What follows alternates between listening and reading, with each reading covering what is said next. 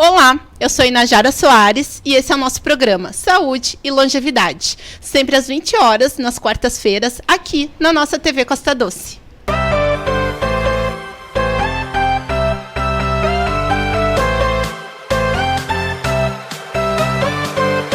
Oi, tudo bom? Dando continuidade aqui no nosso programa com um tema, aspectos jurídicos na terceira idade. E os meus convidados hoje, especialíssimos no assunto, a advogada Sinara Lawrence, seja muito bem-vinda. Advogado Alex Trindade, seja muito bem-vindo no nosso programa. É com grande alegria, então, que eu vou apresentar meus convidados para vocês. A Sinara ela é advogada especialista na área da família, sucessões e curatelas, membro da Abras, regional aqui do Rio Grande do Sul, no qual fazemos um lindo trabalho juntos. Alex Trindade também, advogado no nosso município, muito conhecido por todos. Sejam muito bem-vindos. E dando uma abertura nesse tema tão amplo, né, que são os aspectos jurídicos na terceira idade, temos o Estatuto do Idoso, que é uma lei que foi feita em 2003, né, com a lei, no ano de 2003, com a lei número 10.741. E eu gostaria que vocês nos falassem, para o nosso público que está nos assistindo, se as pessoas têm esse conhecimento sobre esse assunto, como é que é, porque é muito importante, né? Pensando em longevidade, é um assunto muito amplo. O que vocês acham? Que as pessoas têm conhecimento? Boa noite a todos. Inajara, essa questão, toda lei, quando é publicada, os advogados, ou enfim, as pessoas ligadas ao meio jurídico, elas são obrigadas, né, a tomar conhecimento, a saber do que se trata, qual é a repercussão que ela vai ter perante as pessoas, perante a sociedade. Mas as pessoas diretamente atingidas, ou no caso, os idosos, a lei foi feita para proteção dos idosos. Mas os idosos, a maioria não tem conhecimento de todos os seus direitos. Eles sabem que podem andar no transporte público, gratuito, né, a partir dos... A lei fala em 65 anos, alguns municípios têm uma lei local que prevê esse direito a partir de 60, mas tem que ver em cada município né, se há uma legislação específica tratando disso. Mas, no geral, os idosos sabem alguma coisa sobre o posto de saúde, os medicamentos, conforme a sua necessidade. Eles não sabem isso de antemão. Eles sabem, conforme a necessidade vai se apresentando, em relação a medicamentos, onde é que vai buscar, em relação a tratamentos de saúde, conforme ele precisa, um familiar ou ele próprio vai se informar, vai atrás. Mas são muito poucos os que têm esse conhecimento de antemão. Sim, né? Isso fica mais na área jurídica. Sim, é mais de acordo como advogados. Com a procura, né, do interesse, né, quando a gente vai entrando... Só quando precisa. Quando do interesse e a necessidade específica, né? Bom, falando um pouquinho sobre o idoso, temos questões muito delicadas quanto à violência e o abandono, né? O que tu acha, Alex, referente sobre a violência no idoso, né? É um assunto tão delicado, de certa forma, que toca muito a gente por se tratar de pessoas que a gente ama e principalmente que a pessoa está mais fragilizada naquele momento e depende dessa ajuda. Qual é a tua visão e a tua experiência nesse aspecto? Bom, primeiramente, boa noite aos espectadores, boa noite, Najara. Obrigado pela oportunidade de estar participando contigo do teu programa, que eu tenho acompanhado já há alguns momentos, sempre com matérias e assuntos interessantes, né, que interessam a não só os idosos, mas também os familiares, né, que são as pessoas que lidam com os idosos, então sempre assuntos importantes, né, que podem contribuir aí na harmonia do lar. Quanto a essa questão, assim, essa lei, a 10.741 de 2003, que é o Estatuto do Idoso, ela, como disse a doutora Sinara ali, ela é uma lei que ainda não é muito conhecida pelas pessoas, porque em geral as pessoas até sabem que existe um Estatuto do Idoso, mas não sabem exatamente do que se trata ou quais são as garantias que ele traz. Porque a própria Constituição Federal já traz algumas garantias, o Estatuto do Idoso então veio para ser mais específico na questão da pessoa com mais de 60 anos ali, trazendo essas garantias aí e que essas disposições da lei possam ser exigidas não simplesmente assim exigidas de forma que a sociedade venha cumprir, mas se não cumprir, aquele que está descumprindo seja cobrado na justiça, então, para que aquelas medidas sejam tomadas, né, para que aquele direito seja garantido. Quanto a essa questão assim de violência, abandono, o Estatuto ele foi bem direto ao ponto, ali no artigo 110, que trata, ele fez uma alteração no Código Penal. O Código Penal que traz lá todas as tipificações criminais, as penas para cada tipo de crime, então ele trouxe uma alteração lá naquele Código Penal, colocando então as questões de violência, né, de abandono e outras questões aí, dando as penas, inclusive criando quando certas condutas que são tipificadas como crimes forem contra pessoas maiores de 60 anos, elas são motivo de agravante, né, de pena. Então essas questões foram muito bem tratadas ali. Então as pessoas que quiserem, e eu recomendo que acompanhem o Estatuto, olhem o Estatuto, pode ser disponível no site mesmo, na procura do Google ali, colocando o Estatuto do Idoso, vai encontrar essa lei, vai ver lá no artigo 110, vai falar então dessas questões aí, de alteração do Código Penal, mostrando ali quais são as penas para as pessoas que infringirem, então, esses direitos que são garantidos aí pelo Estatuto do Idoso. Bom, abrindo um pouco mais dessa parte da violência, entra a questão do abandono. E aí entra questões, né, Sinara, quanto às instituições de longa permanência, que a gente fala, mais conhecido popularmente como os asilos, mas é uma instituição de longa permanência, assim como está descrito, né? E as questões também dos hospitais, né? Nessa questão do abandono, que é muito delicado. Bom, aqui eu acho que o primeiro aspecto é em relação ao nome que é dado, né? O nome que era usado antigamente, enfim, até recentemente, asilos, né? Só que não é a nomenclatura mais correta. Hoje a gente tem as ILPIs, né? Se chama, o correto são ILPIs, que são instituições de longa permanência, que tratam justamente desses locais onde pessoas idosas são colocadas, e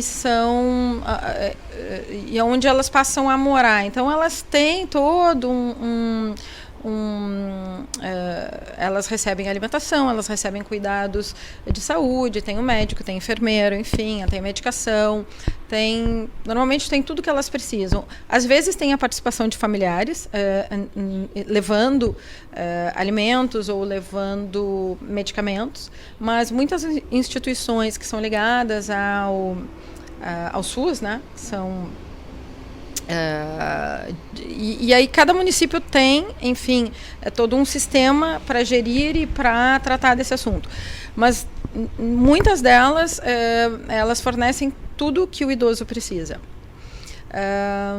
Mas aí tu falas da questão do abandono. Do abandono. Uhum. Então, em relação ao abandono, o abandono ele muitas vezes acontece, ele acontece em qualquer classe social, né? Da classe mais baixa até a mais alta. Tem idosos que têm, às vezes, são cercados de cuidadores, cercados de enfim, um tipo de estrutura, mas ele não tem, em relação aos familiares, ele tem um abandono afetivo, sim, muito grande, muito forte. E essa parte mais do hospital, né? Porque, às vezes, o paciente ele tem a alta hospitalar e tem horários restritos, dependendo da unidade hospitalar que se encontra, uma UTI, uma internação, né? Mas a parte da alta, como funciona aqui, ele vai precisar desse familiar, né? Infelizmente, tem a rotina de cada um, mas também tem o descaso, né, daquele responsável por esse idoso. Exato. Em relação ali às ILPIs, só para fazer um fechamento, o idoso que vai para uma instituição pública ou privada, às vezes ele recebe, quase que, às vezes é diário, às vezes é semanal, ele recebe a visita dos seus familiares. Mas tem idosos que são colocados em instituições até de custo bem elevado, né? E que os familiares não vão visitar. Às vezes por impossibilidade, alguns moram até fora do país, né? Ou passam a morar fora, ou por questões, enfim, de trabalho e tudo, eles deixam de visitar, mas eles mantêm a pessoa lá. Que aí seria mais o abandono afetivo, mas graças a, né, as coisas não acontecem por acaso, geralmente nos locais, né, nas instituições, eles recebem muito carinho. Então, esse abandono que o familiar vindo, né, do familiar. O familiar deixou lá, não vai visitar, mas eles recebem assistente social, os psicólogos, os próprios moradores, os familiares de outros moradores, eles fazem um carinho, dão um abraço, param para conversar, então é muito bacana isso. Agora, indo para os hospitais. Quando o idoso vai para um hospital, ele saiu da instituição onde ele estava, público ou privado, ou ele saiu de casa. Tá? O que acontece muito? Principalmente com as pessoas que têm nos hospitais, no SUS, e com as pessoas de mais baixa renda. Às vezes todas as pessoas em casa trabalham, tem crianças, não tem local para o idoso, que muitas vezes morava sozinho, e aí ele, no momento que vai para o hospital, e às vezes passou por um trauma, um AVC, um acidente, às vezes durante a internação ele passou a fazer uso de fralda, ele passou a precisar de sonda, naso ou gastro, ou ele precisa de cuidados, enfim, outros que sejam muito específicos. E é o que acontece, o familiar não vai buscar. E aí isso é muito sério, porque o familiar não tem condições, então acaba que esse idoso fica nas mãos do hospital, né? Aí entra assistente social e mais todo o corpo clínico para dar uma assistência e também para buscar um familiar que vai retirar ele de lá. Se não aparece ninguém, se eles não conseguem, não tem êxito nisso, porque se tu fores perguntar para um assistente social que trabalha dentro de uma instituição onde tem, que acontece esse tipo de coisa, são muitas as tentativas. Às vezes, de contatar um familiar, o idoso continua lá. Aí, o que eles muitas vezes fazem? Caminham para o Ministério Público. O Ministério Público, às vezes, abre um inquérito, né, vê se tem os elementos, abre um inquérito, comunica ao juiz. Se for o caso, entra com uma ação específica, às vezes uma interdição. É nomeado alguém, o juiz nomeia alguém para, às vezes, tomar conta, né, se responsabilizar por esse idoso. Uhum. Então, assim, acaba transferindo da família para um terceiro, que não tem nada a ver com aquele idoso, a responsabilidade pelos cuidados com o idoso. Claro, obrigada. Bem detalhada as tuas explicações e muito ricas, né? Porque é muito importante e é uma realidade de muitos, infelizmente, né? Que a gente não pode se omitir quanto a essa dura realidade. Eu poderia complementar, sim, no sentido de que o Estatuto do Idoso ele traz assim algumas obrigações, não simplesmente para a família, mas assim ele é uma obrigação da família, sim, né? Mas é uma obrigação da comunidade, do poder público também. Então existe assim uma vontade do legislador, quando criou esse estatuto, de que o idoso realmente ficasse amparado. Então ele cria obrigação para o familiar, para a comunidade, para a sociedade como um todo e para o poder público, né? Sim. Então, se ele não tiver um familiar, ele não tem, mesmo que ele não tenha um familiar, mas ele mora sozinho, então o poder público vai ter que então tomar essa função aí de proteção. E a nossa obrigação como cidadãos, né, a gente fazer o nosso papel de denunciar, procurar os órgãos públicos, que depois a gente vai aprofundar mais um pouquinho com o pessoal aí de casa, dando essas informações que são muito importantes para o nosso dia a dia, para a nossa comunidade e com um familiar, ou enfim, o nosso papel como cidadão realmente, né, a nossa obrigação. Dando uma continuidade, assim, pensando hoje como o nosso assunto é idoso, longevidade. Os idosos hoje em dia, eles são muito ativos, né? É o novo velho ser, como está descrito ali na legislação, hoje estamos falando de leis, né? É o 60 mais. 60 mais são super ativos, né? Estão a mil, estão procurando, estudando, se aperfeiçoando, né? E é isso que a gente gostaria de tratar aqui também. Como que se trata esse novo idoso nessa legislação, o 60 a mais, na busca de um trabalho, né? Porque infelizmente acontece essa questão da discriminação, né? Temos partes assim, ressalvas para concursos públicos, mas também empresas privadas, que eu acho que acontece isso, né, Alex? A gente não pode descartar essa possibilidade da discriminação com o nosso idoso, o novo velho ser dos 60 a mais, né? Com certeza, eu acho que na prática existe ainda muita discriminação, apesar de que, como tu mesmo falou, né, Najara, os nossos 60 a mais estão cada vez mais em plena atividade, né, pessoas que têm alta capacidade, que têm experiência para contar, somar tudo isso, mas mesmo assim, eu acho que quando chega na realização ali de uma entrevista de emprego, às vezes parece que a idade pode ser um critério desfavorável, mas na verdade o Estatuto do Idoso, no artigo 27, também prevê essa situação e diz que é vedado que as empresas façam discriminação em função da idade. Então ninguém pode ser dispensado de uma entrevista pela sua idade. Não se pode fazer assim a não ser que a função que ele vai exercer exija, digamos assim, algo que seja incompatível com a idade dele naquele momento.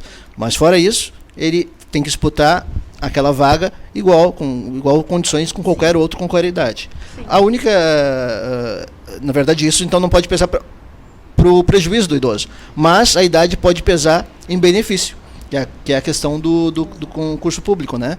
Hoje, todos os editais de concurso público hoje já saem ali no edital, que é um critério de desempate, é a idade. Ou seja, duas pessoas tiveram a mesma nota ali, conseguiram o mesmo resultado no seu concurso, o idoso vai ter a preferência da vaga em função da idade. Então, temos vantagens, né? Vamos continuar estudando, aperfeiçoando, né? Porque estamos no mercado, estamos super ativos, né? E é isso que a gente quer. Pensando em atividade, infelizmente, também tem as pessoas que não têm condições de manter condições próprias para a sua própria sobrevivência, inclusive, né? Então, aonde procurar esse recurso da pensão alimentícia, do recurso, quem vai ser responsável por esse idoso, né, Sinara? O que tu acha, assim, aonde pode procurar? Quem é o responsável por esse idoso? Que ajuda que ele pode buscar? Vamos lá, Inajara. O idoso que trabalhou desde cedo e teve a chance de se aposentar e buscou um emprego, conseguiu, ele pode ter uma aposentadoria e mais um salário, né? E talvez com isso ele não precise pedir nada para ninguém. Mas vamos supor que ele perdeu esse emprego que ele conseguiu depois de 60, já aposentado, ficou só com a aposentadoria, dependendo, ficou um valor muito limitado para as necessidades dele. Ele pode buscar, sim, junto aos seus familiares, quaisquer deles, né, dos mais próximos depois os mais distantes, a pensão alimentícia. A todos os regramentos em relação à pensão, eles têm a lei própria, né, a lei de alimentos, mas o critério é buscar dentro dos familiares, aqueles primeiros mais próximos, e aí vai indo.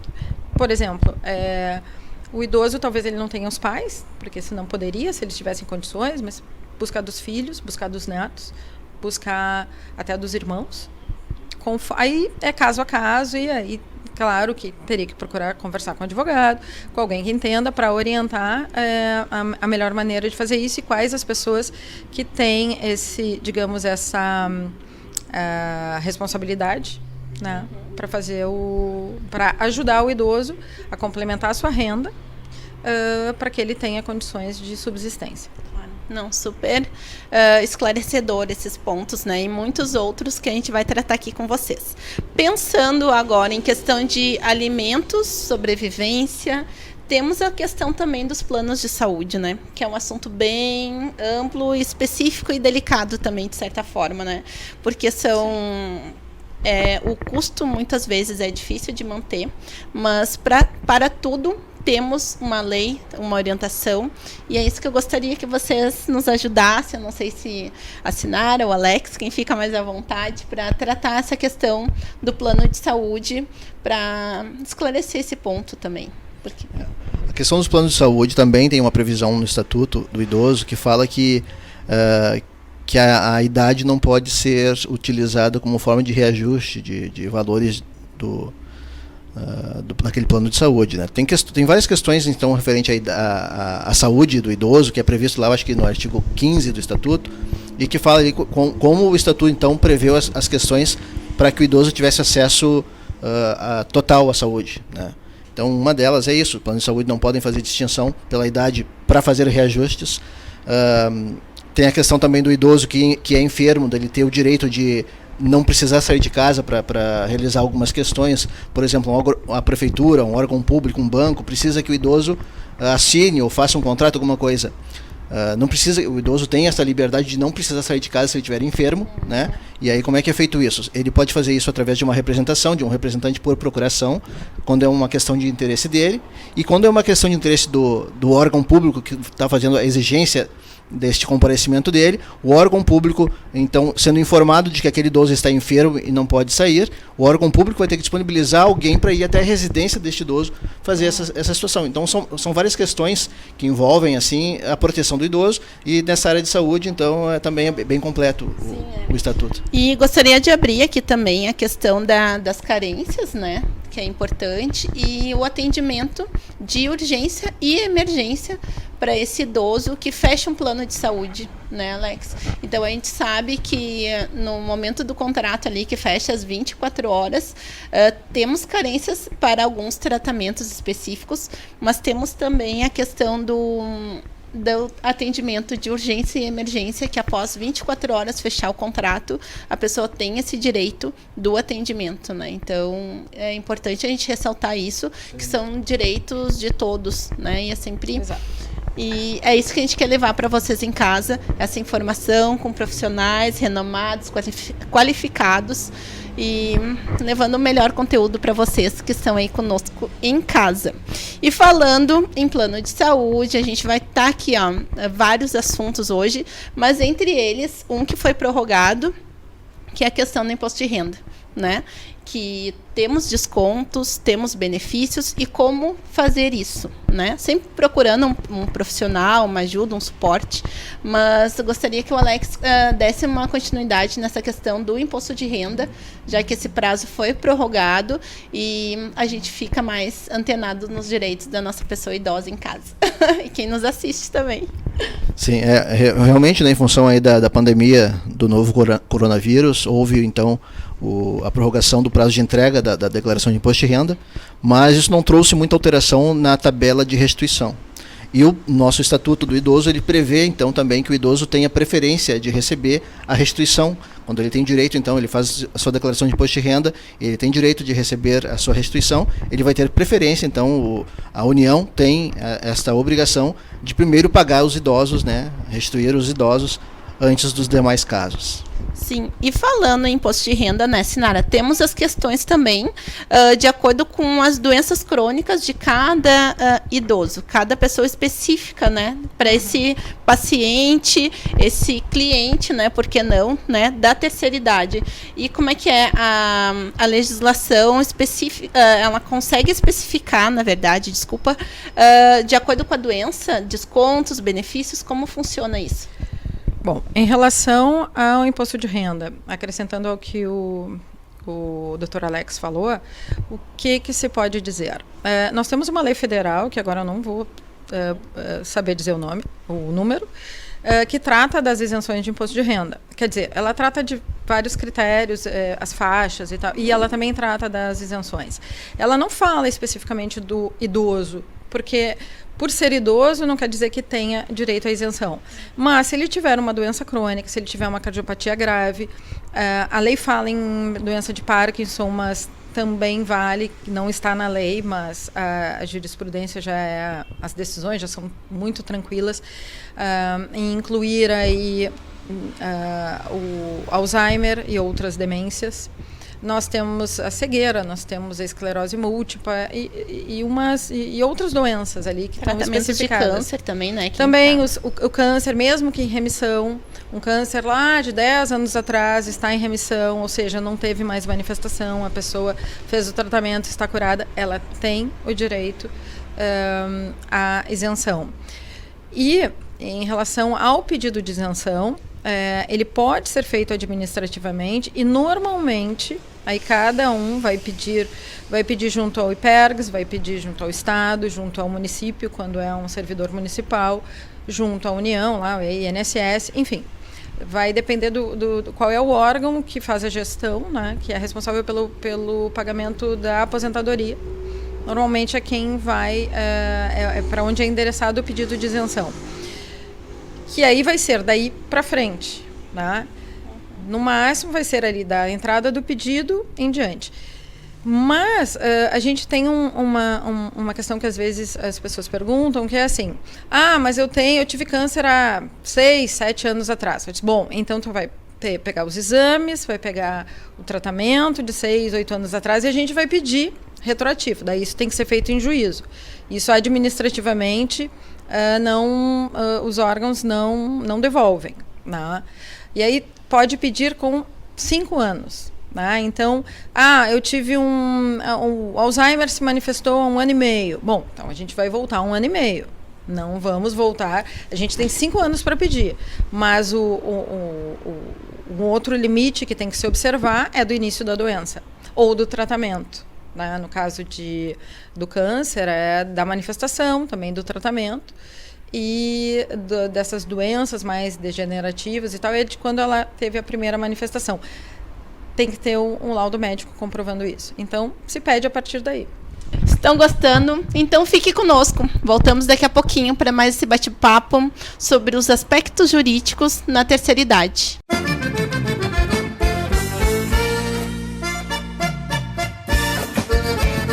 Casa de Carnes Costelão, onde você encontra as melhores carnes para o seu dia a dia e também para o seu churrasco.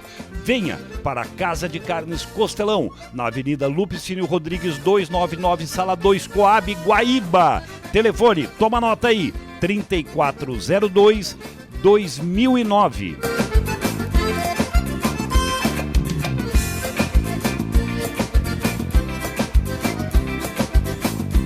Oi, estamos de volta aqui no nosso programa Saúde e Longevidade com o tema Aspectos Jurídicos na Terceira Idade. E dando continuidade nesse assunto que é tão complexo de certa forma, né? São os nossos direitos.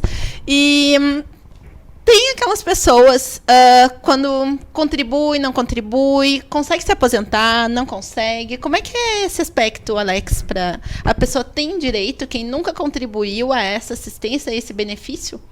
Existe sim, Inajara, existe um benefício chamado benefício de prestação continuada, que é o BPC, que é um benefício para aquelas pessoas que já atingiram 65 anos, mas que não contribuíram ou não se enquadra ainda como tendo direito a uma aposentadoria normal. Então ela pode então solicitar o BPC. Tem alguns requisitos que precisam ser preenchidos, né? Que, assim, a pessoa tem que ter mais de 65 anos, ou tem então uma deficiência também, pode ser uma pessoa que seja deficiente e não ter atingido ainda 65 anos, mas precisar desse auxílio. Ele deve procurar então um centro de referência da assistência social, que são os CRAS, né? Ou a própria Secretaria de Assistência Social, fazer um cadastro lá. É feito um estudo social em cima dessa pessoa para saber se ela se enquadra e se ela pode então solicitar esse auxílio ao INSS. Outro requisito também é que ela não tenha renda familiar maior do que 1/4 de salário mínimo por membro da família, né? Então, digamos, se ela morar sozinha, tranquilo, né? Ela vai pedir esse auxílio e ela vai preencher esse requisito. Agora, se ela mora com um filho, por exemplo, e esse filho tem um salário muito alto, isso pode ser um impeditivo para ela receber o benefício. Mas se no dividir daquele salário da renda familiar por número de membros, né? Então por cabeça, for menor do que 1/4 de salário mínimo, ela também se enquadra, então, nessa situação aí para receber o BPC. Coisa boa. Então, procure seus direitos, procure o seu profissional, o advogado da sua confiança, pelos seus direitos, né? Por os seus benefícios, né? Sempre com boas informações. E falando em informações, eu quero abrir aqui também. No nosso município, estamos aqui em Guaíba, em toda a região Costa Doce, né? A Sinara trabalha mais na nossa capital, mas números, né, de confiança, órgãos públicos, né, de confiança para vocês consultarem. Então, sempre o Ministério Público, né? Temos também, falamos de violência, né, no início do programa, temos a Delegacia do Idoso na nossa capital. Aqui no município não temos a delegacia específica do idoso, mas consegue fazer toda a documentação aqui pelo nosso município, em Guaíba, né, através do telefone 190 também. Temos a Secretaria, né, de Assistência Social, e eu gostaria de deixar um número aqui, porque é um número super fácil e de utilidade pública para todos, né, como cidadão. 3480-7030. Um outro número de utilidade pública para nós é o... Me ajuda aqui, Alex. Casa dos Conselhos? Que a letra é dele, desculpa. Casa dos Conselhos, tá? E o número é 3480-7020. Fica na rua 14 de outubro, número 89, né? Fica mais ali próximo à nossa beira do Rio Guaíba, né? Então, procure esses órgãos. O Estatuto do Idoso também está em todas as plataformas. Joguem no Google, deem uma lida. Temos a cartilha também, de forma mais simplificada, com os artigos que o Alex e a Sinara mencionaram aqui. Então, esses números são de utilidade pública. A gente vai colocar eles na descrição também do vídeo para terem, né, acesso para vocês, ou nos procurem aqui no programa também, toda a nossa rede da TV Costa Doce, tá? A gente está junto com vocês. E falando em junto com vocês, temos um outro assunto dentro da longevidade, desse aspecto jurídico na terceira idade, quando a pessoa não tem mais a sua capacidade cognitiva, né, Sinara, que é bem complicado, bem delicado, e aí entra outros aspectos jurídicos que ninguém melhor do que tu e o Alex hoje, né, como meus convidados muito queridos, né, para explicar para nós e o nosso pessoal que nos assiste em casa. É verdade, Najara. A gente tem um idoso, ao mesmo tempo que a gente tem um idoso muito saudável, a gente tem, em contrapartida, aquele idoso que começa a apresentar sinais de limitações cognitivas, que ele pode ter tido um AVC, ele pode ter um início de Alzheimer, ele pode ter uma demência, o Parkinson, ele tem limitações que vão limitando mais os movimentos, mas num grau mais avançado ele geralmente tem também uma diminuição cognitiva. E o que acontece aqui? Quando a pessoa tem capacidade e para proteger o idoso, para ele não ter que ir na rua, ir no banco, muitas vezes assinar um contrato e tal, o que ele faz? Ele faz uma procuração por instrumento público para uma pessoa ou mais de uma da sua confiança. Então ele pode eleger um filho, 2 filhos, o filho, né, o irmão, alguém, e ele vai no tabelionato, faz a procuração, elege ali, descreve quais são os bens que podem ser vendidos, se tiver bens que ele pense futuramente, eu tenho carro, eu tenho imóvel, eu tenho isso, aquilo. Ele tem que descrever os bens e descrever os poderes que vão ser dados para a pessoa ou às pessoas que ele eleger. Então, enquanto ele tiver capacidade civil para fazer a procuração, ou seja, para fazer sozinho aquelas negociações, assinar aquela papelada ou aquela escritura de compra e venda, enquanto ele tem capacidade, a pessoa ou as pessoas que ele elegeu também têm. No momento que ele passa a ter restrição, e isso vai se medir como? Geralmente é pelo o médico que vai atestar o momento que a pessoa perdeu a capacidade. No momento que ela perde, ou que tem uma diminuição ali, ainda que inicial, da sua capacidade civil, esta procuração já não tem mais valor. Então, como é que a pessoa vai fazer, ou os familiares vão se organizar para proteger esse idoso? A gente tem hoje a ação de interdição. Um dos requisitos dela é que o médico ateste que a pessoa não tem capacidade civil, ou seja, que ela não tem a capacidade mais para os atos negociais. E aí, ingressando com esta ação de interdição, o juiz vai nomear, ali já se coloca, pode-se ter uma curatela única ou compartilhada. Então, uma pessoa ou mais de uma vão ficar responsáveis por gerir o patrimônio do idoso. E aí, a partir daí, quem vai no banco, quem vai fazer a prova de vida, quem vai no INSS, enfim, essa parte toda burocrática vai passar para esse familiar, geralmente, vai tomar conta disso. E no caso de venda de imóveis ou automóveis, daí e outras questões também tem que pedir para o juiz. Aí o juiz autorizando esse familiar, que embora ele seja o representante do idoso para todos os fins, ele não pode tomar essas decisões sozinho. Ele não pode sair vendendo patrimônio, ele tem que prestar contas para o juiz. Se o juiz autorizar, ele faz, o dinheiro vai para a conta do idoso, Posteriormente, ele pode ser questionado, ele pode, tem o Ministério Público, o próprio juiz, para fazer a fiscalização desses valores, né, que estão na conta do idoso, para ver se eles estão realmente sendo utilizados para aquele idoso. E, Sinara, e quanto à procuração, elas têm algum tipo de validade? Como é que é? Qualquer pessoa pode fazer? Aonde faz? Como é que procede? Qualquer pessoa pode fazer, desde que tenha capacidade civil. Tá? Se eu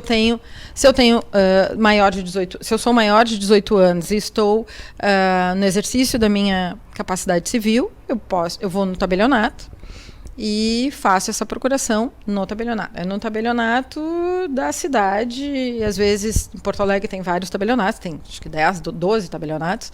A pessoa pode escolher o que fica mais próximo, vai lá e elege tanto a ou as pessoas que vão ter poderes e quais os atos que essas pessoas vão poder praticar.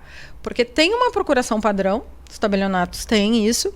Ah, mas eu quero incluir o DPVAT. O DPVAT não está no padrão, tem que fazer uma específica. Ah, mas eu quero incluir o imóvel. O imóvel também tem que especificar o imóvel. Não basta colocar que a Inajara pode... estou dando poderes para ela comprar ou vender imóveis. Não, eu tenho que dizer quais os imóveis que já existem e que ela pode vender. O comprar daí até pode, né? Mas no caso de venda tem que especificar. E outros atos ali no banco, eu posso restringir também, fazer a procuração, dizer, não, eu não quero essa procuração que é padrão. Eu quero só para venda do imóvel ou só para este automóvel. E aí fica a critério da pessoa. Entendi. Ótimo, obrigada. Bom, então, Sinara, voltando, né, ao que tu já mencionou anteriormente, o que seria a curatela e como uma pessoa que tem esse poder, de certa forma, pode conduzir isso? Eu coloquei anteriormente ali falando da procuração. Então, a pessoa que tem capacidade civil, ela pode ir no tabelionato e fazer a procuração. No momento que ela perde a capacidade, geralmente por uma doença que afete, né, vamos falar assim do aspecto neurológico, ela perde a capacidade de ir até o tabelionato, passar poderes para alguém. E então, como é que faz, né? Aí os familiares vêm nos procurar, nós, advogados, né, doutor Alex, para mandar o que a gente faz agora? Eu tenho uma procuração eu posso vender o imóvel? Eu falo, não pode. Se o médico já testou que a pessoa tem uma CID tal, né, uma doença tal, e ela não tem mais capacidade civil, não pode usar a procuração. Se usar, bom, o negócio é nulo. Ah, mas ninguém vai dizer nada. Bom, até pode ir empurrando, né, e funcionar. Mas o negócio, em termos, assim, olhando pelo aspecto jurídico, ele é nulo. Porque não havia capacidade. A pessoa que não tem capacidade não pode dar poderes para ninguém. E aí, a questão da curatela, eu coloquei ali que tem que ser, pede para o juiz, e aí indica ou normalmente se indica uma ou duas pessoas para compartilhar essa curatela, né, para ser a pessoa que vai administrar os bens da pessoa idosa. E a curatela, ela é feita para proteger o idoso. Então, toda a curatela, todo o procedimento que é feito judicial, ele é feito pensando em proteção do idoso. Então, são escolhidas pessoas que possam gerir o patrimônio, elas estão sujeitas a todas as que o doutor Alex falou, os aspectos legais, né, e a previsão, o próprio Estatuto do Idoso, ele prevê crime, né, se a pessoa utilizar mal o dinheiro, se ela maltratar a pessoa, qualquer coisa que ela faça que não seja em benefício do idoso, ela pode responder criminalmente. E civilmente também. Né? Então, a proteção vem durante todo o processo. Não, ótimo, perfeito. E quanto tem essa questão da interdição? Como é que funciona? A questão da interdição com essa pessoa que tem esse poder, né? Como funciona? Então, como eu coloquei ali, no momento que a pessoa sofre, né, que se ingressa, que um familiar, geralmente é o familiar, o esposo, a esposa, os filhos, enfim, que ingressam com uma ação de interdição, o idoso fica protegido, porque a gente tem o Estado, né, tem o juiz, tem o Ministério Público atrás fiscalizando, e a pessoa fica limitada, ela tem que fazer tudo que ela praticar, todos os atos que ela praticar tem que ser em benefício do idoso. E o idoso como é que fica? Bom, ele fica protegido. Né? Qualquer coisa, qualquer alteração aqui, qualquer ato da pessoa que é a responsável, que esteja fora, que esteja extrapolando os limites, pode se comunicar ao juiz, o Ministério Público, pode se entrar com uma ação de substituição de curador para nomear uma outra pessoa que possa fazer efetivamente o trabalho que tem que ser feito. Precisa ser específico ou familiar, né? A pessoa que não nomeou, precisa, né? Também não pode precisa. ser. Ótimo. Quanto à questão do patrimônio dessa pessoa, né? Tu já falou um pouquinho, mas são bens específicos, né? Dentro dessa procuração. Quando a procuração funciona, como eu falei, ela tem um padrão, assim, ela pode praticar determinados atos que são mais, digamos, gerais, né? Vai no banco, às vezes compra alguma coisa e tal. No caso de patrimônio, tá? Quando a pessoa sofre o processo de interdição e tem já o curador, esse curador não pode vender nada sem autorização do juiz. Acho que isso eu já tinha comentado anteriormente.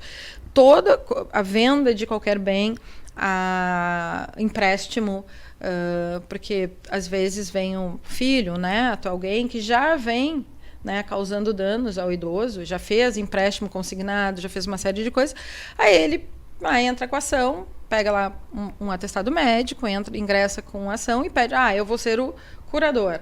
E vai lá pretendendo fazer um empréstimo. Não pode. Ele não pode fazer nenhuma dívida, nada. Se for o caso, se o idoso precisar de algum valor para custear algum tratamento, alguma coisa, tem que pedir para o juiz. Claro. Tudo pede para o juiz. Essa é a regra. E a questão quanto à prestação de contas, Alex, dessa pessoa que tem essa responsabilidade desse idoso, né? Como é que funciona? Realmente, assim, o curador, que ele é determinado então pelo juiz na ação de interdição, ele tem uma responsabilidade de cuidar dos interesses daquela pessoa que foi interditada. Então, ele responde civil e criminalmente, como a doutora Sinara falou, por todos os atos que ele fizer. E alguns atos, e a maioria deles, precisa ainda dessa autorização judicial, que é o que a doutora Sinara falou também, que é assim, ele vai ter que peticionar no processo de interdição lá, que precisa fazer aquele ato e vai ter que comprovar o motivo que ele precisa então fazer aquele empréstimo, ou aquela venda, ou enfim, o que ele precisa fazer ali. Porque ele não tem plena liberdade, ele não é simplesmente um representante, ele é alguém que está ali para cuidar dos interesses daquela pessoa interditada. E, em função disso, ele tem a sua responsabilidade civil e criminal, né, em caso de trazer algum prejuízo para aquela pessoa interditada.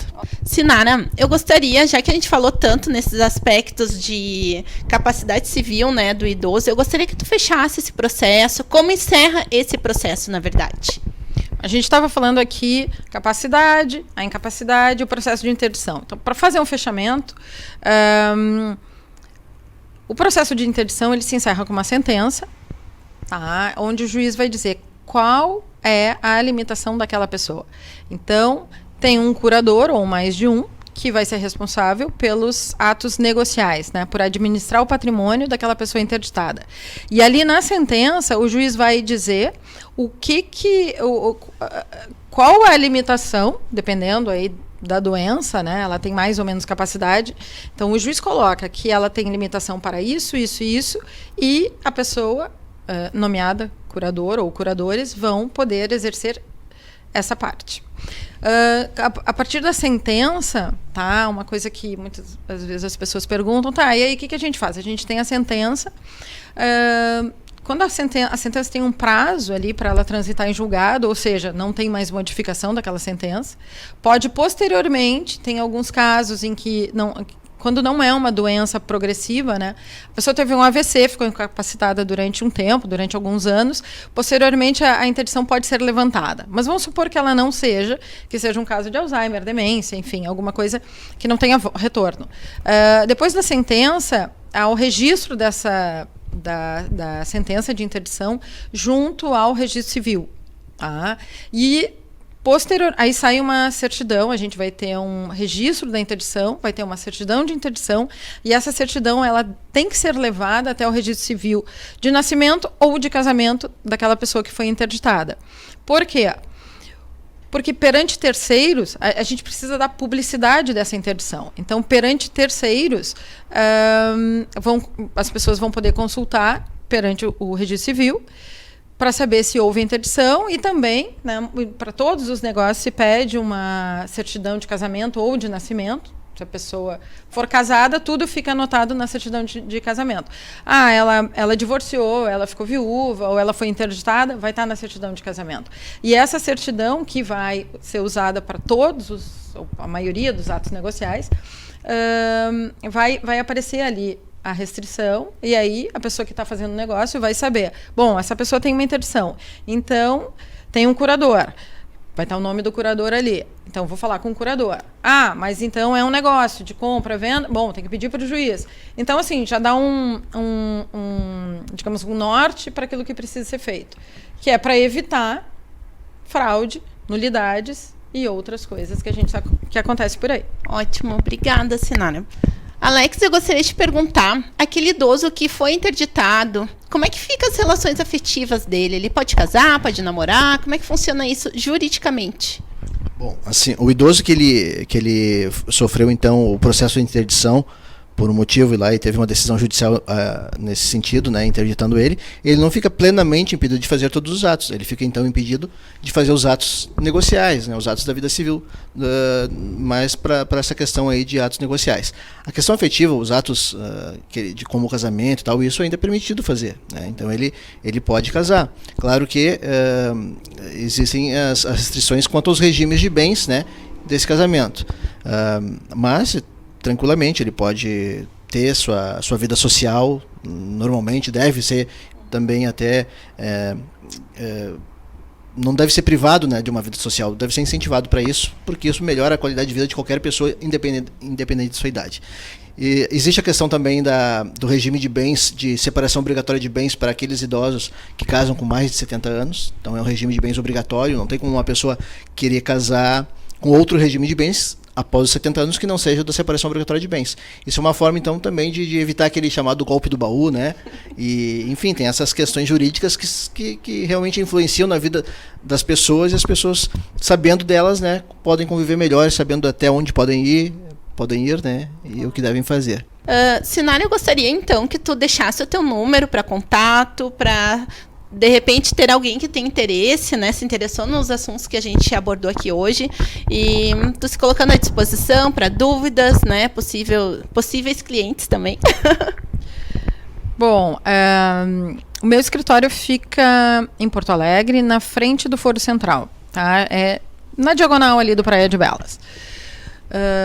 Um endereço eu passo, se a pessoa precisar, eu passo por telefone ou pelo WhatsApp. Eu vou deixar o meu número, que funciona, que é o meu celular, que também funciona o WhatsApp, e qualquer contato, qualquer pergunta pode ser feita por ali. A pessoa só se identifica, dá o seu nome e diz que assistiu o programa e que tem alguma dúvida, tá? Eu fico à disposição para responder qualquer dúvida que esteja ao meu alcance, dentro de tudo que a gente conversou aqui.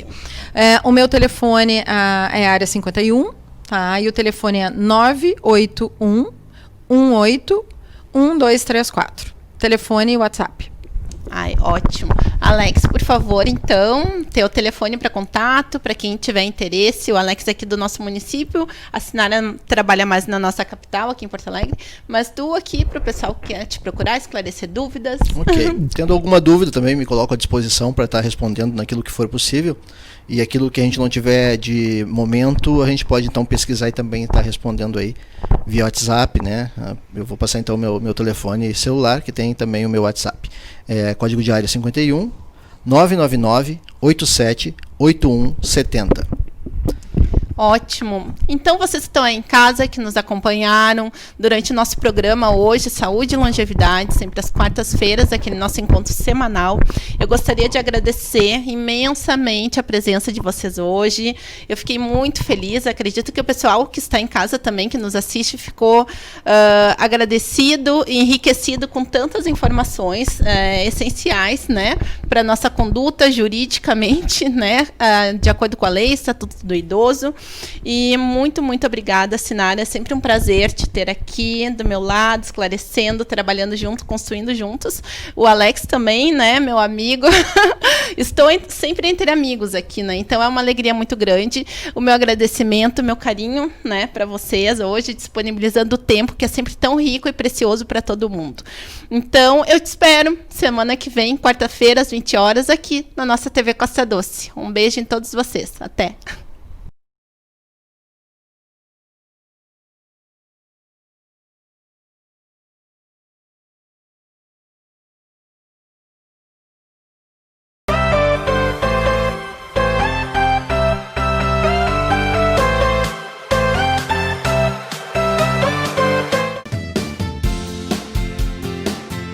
Completo açougue com carnes de qualidade e procedência. Padaria sempre com pão quentinho, novidades todos os dias para o seu café.